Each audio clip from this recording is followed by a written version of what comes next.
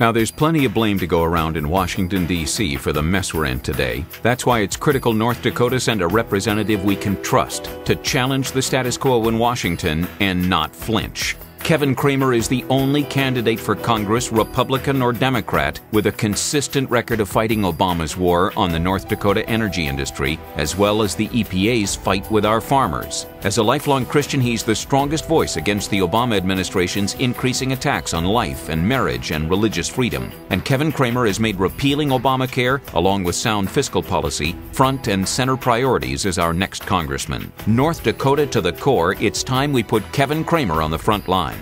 As hard as Washington's pushing to tax and spend more of your money, North Dakotans can trust Kevin Cramer to push back even harder. Paid for by Life and Marriage PAC, which is responsible for this message. Not authorized by any campaign or campaign committee. Visit lifeandmarriage.com. That's lifeandmarriage.com.